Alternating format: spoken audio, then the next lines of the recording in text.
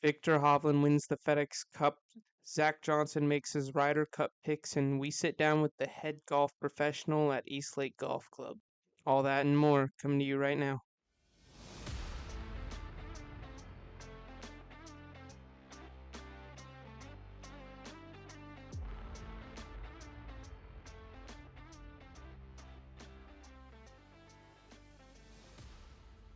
What's going on, guys? Welcome back to another episode of the Golf Report. I'm your host, Logan LaRue. The PGA Tour season has come to an end, and Victor Hovland ends up at first. He wins the FedEx Cup, wins the Tour Championship. It was kind of an anticlimactic Sunday as he just played lights out. Dominated the field. Xander Schauffele kind of went toe-to-toe with him for a little while, but not for long. Wyndham Clark, Roy McIlroy, and Patrick Cantlay round out the top five. I was actually inside the ropes with Rory McIlroy during his round. He had a pretty good round. He shot 5 under. His back definitely seemed to be feeling a lot better on Sunday. I think that if he didn't have the back injuries, I think this would have been a completely different tournament for him. I think honestly we might have been talking about a different champion today. But injuries happen, and that's just the case. John Rahm took to press conference on Sunday talking honestly bad about the format that we have. He says he doesn't like it. I feel like this is a conversation that gets had every year now. Rory McIlroy defended it.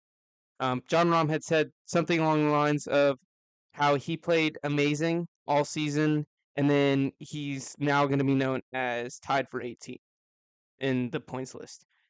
Roy McIlroy basically came in and said, "Listen, you can be, in the NBA, and you can go 82-0, and you can lose the first round of playoffs, and you're done. Your season's done." I completely agree with him on that.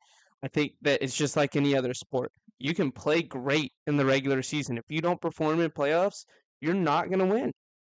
In fact, in what other sport can you play great all regular season and then play absolutely terrible during the playoffs? I'm not saying he did, but you can, and you still make it to the championship.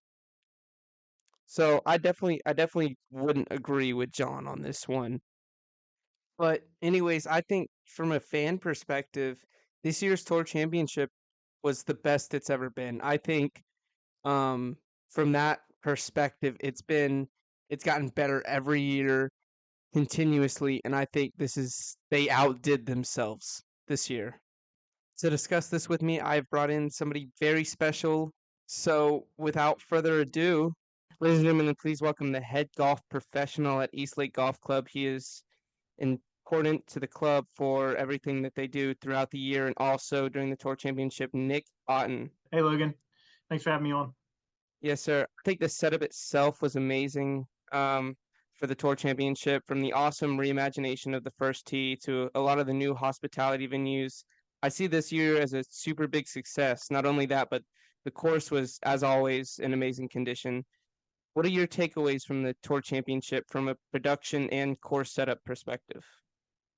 Um, as you mentioned, with the reimagined first tee shot with the new chalet around, I think the tour's done a phenomenal job of just growing every year and getting better and better with the fan experience on property.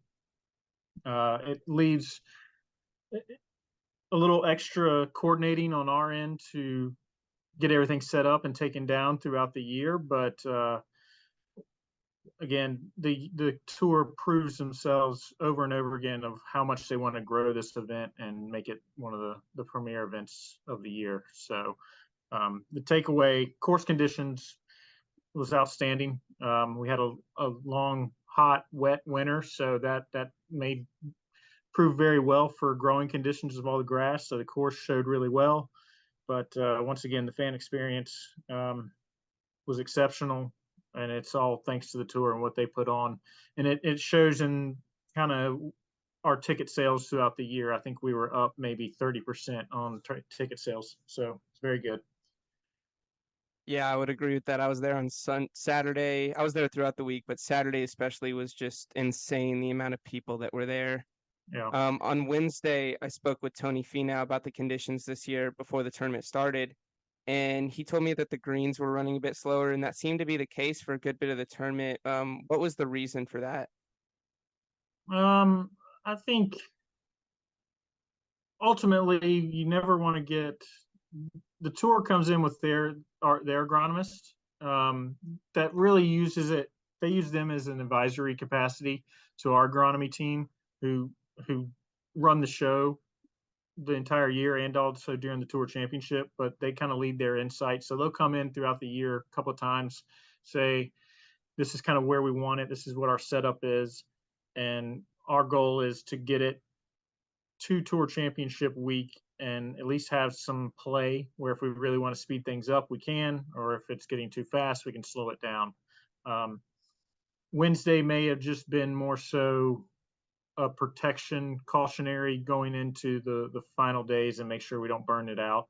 And I think I was talking to our head superintendent, Charles Aubrey, and he said they were probably running about a 14 and a half by Saturday and Sunday. So they definitely got them up to speed quickly.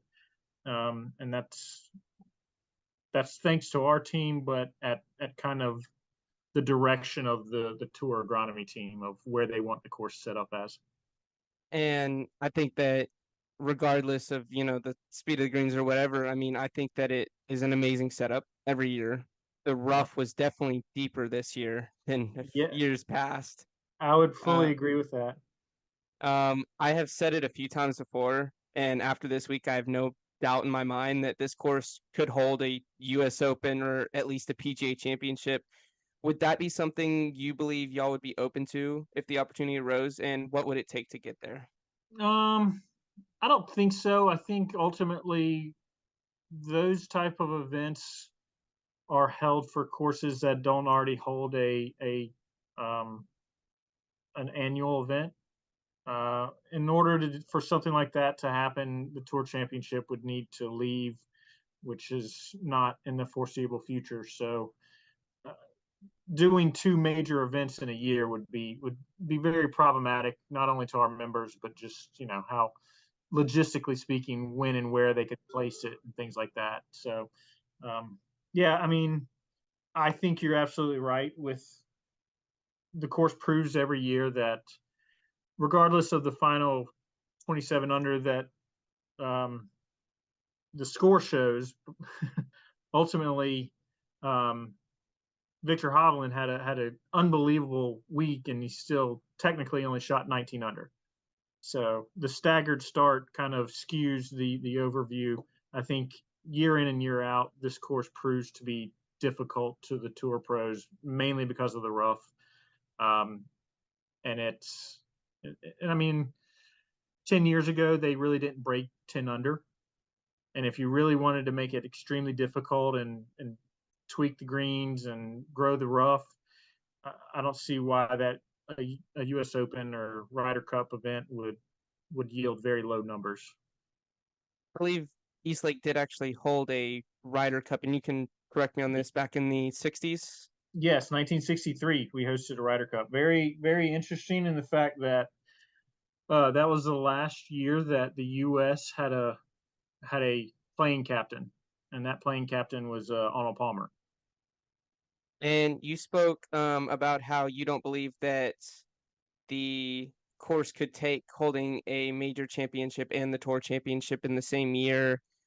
Courses such as Torrey Pines and Pebble Beach definitely do that. Do you feel like that's just something it's too close together, being that the tour championship is held in August? Yeah, I mean, we are also a private club with our members, so there's a lot that goes into it. I mean, we start set up in late May, early June to start putting structures up and things like that.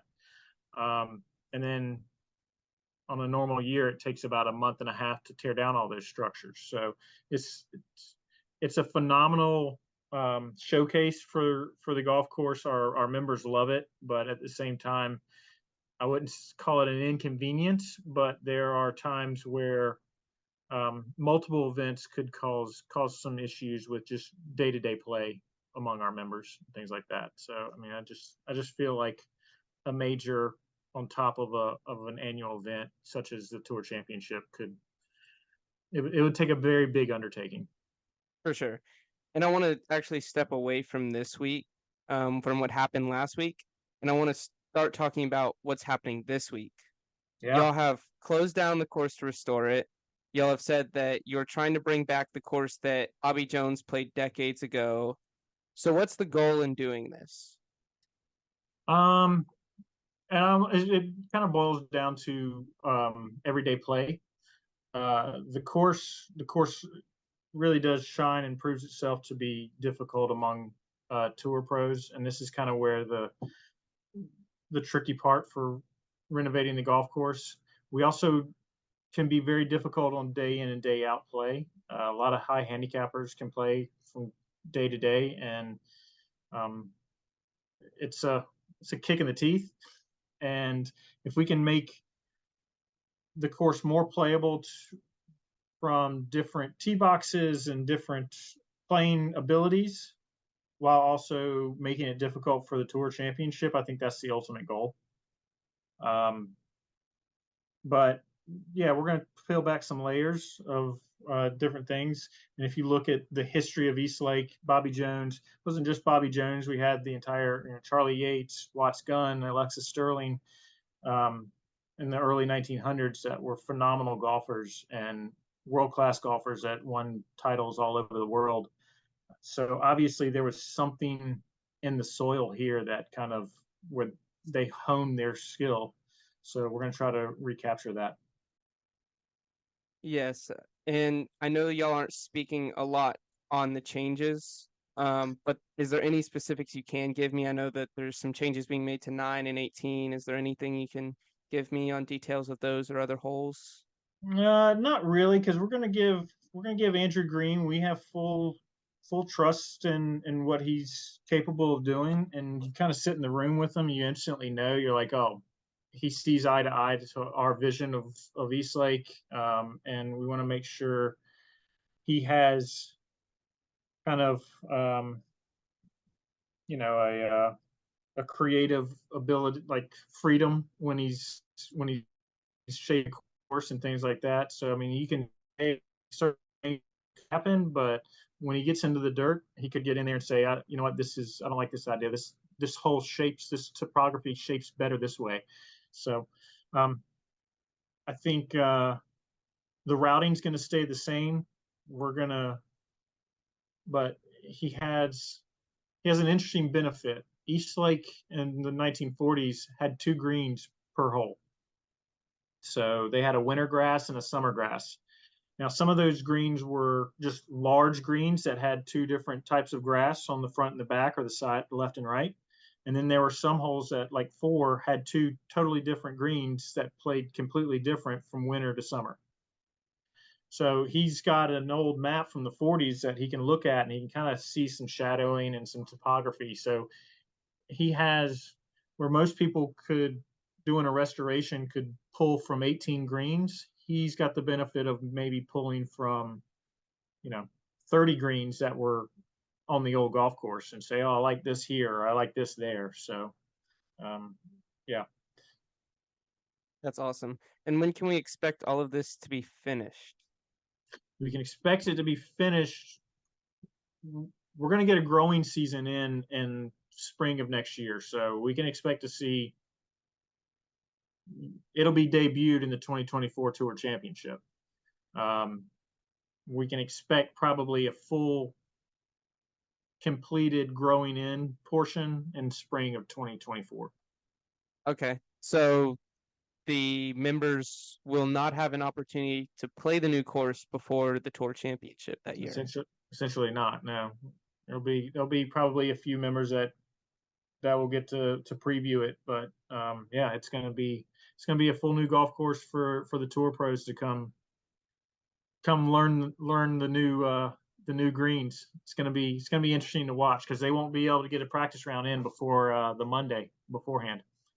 That's going to be interesting for sure.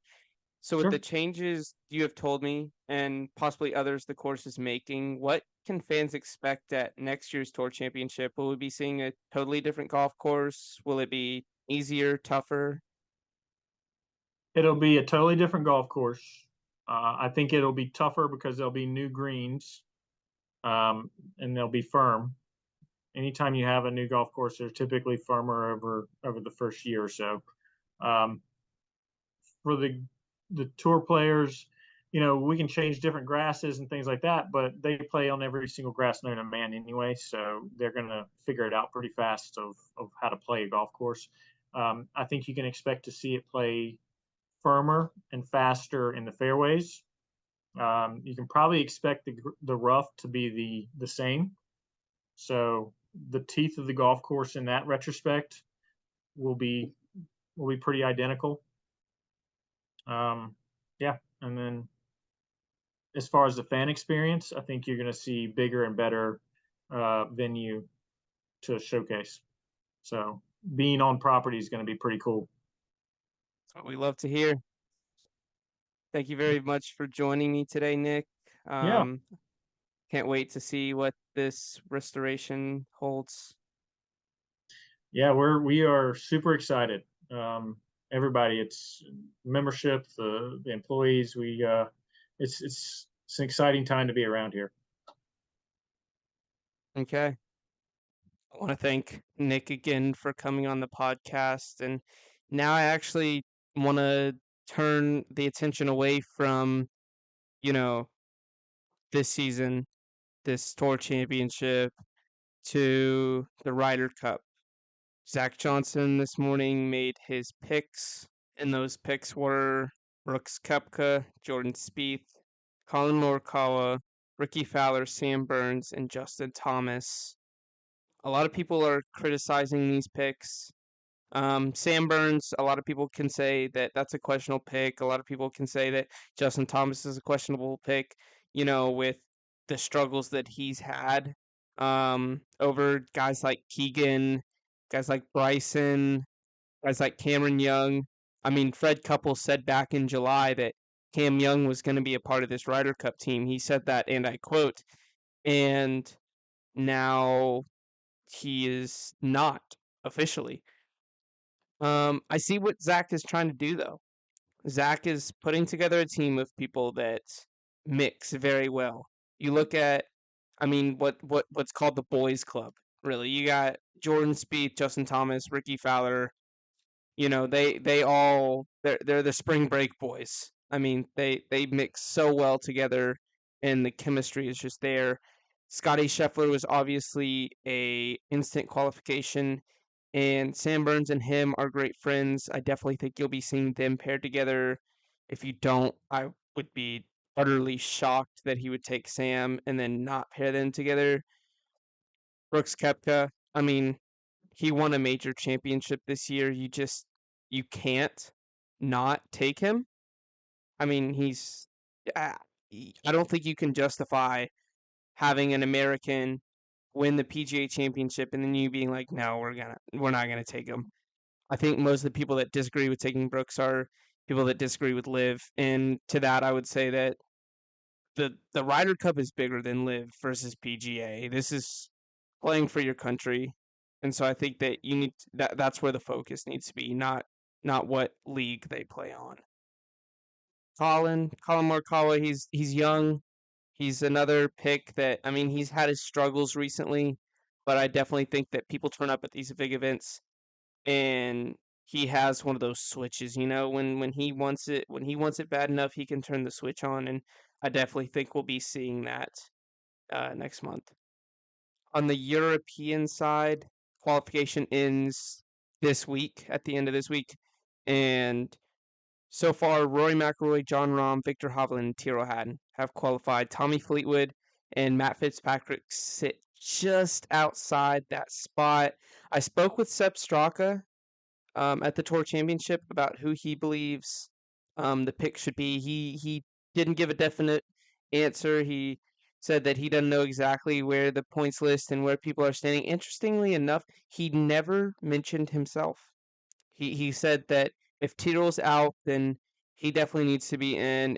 That he believes Tommy Fleetwood's sitting just outside, that he needs to be in, but he never mentioned himself. I find that very interesting. Shane Lowry, Justin Rose, and Robert McIntyre are also currently fighting for spots. I think that you'll be seeing all of them. Somebody that I don't think you'll be seeing, which is interesting, it hasn't happened in a long time, is Ian Poulter. Obviously, Ian is now with Live Golf. I don't think that should stop him from being with Team Europe, but obviously he's kind of out of it. He hasn't been playing great, and I just don't think that they're going to have a justification. Luke Donald's not going to have a justification to take Ian Poulter in that. Overall, I think Rome is going to be an absolute showdown in a couple of weeks, and I can't wait to see it unfold. Obviously, I'm going to be rooting for Team USA, but it's going to be exciting, and I can't wait for the boys to bring that trophy back home. I want to move to some personal news.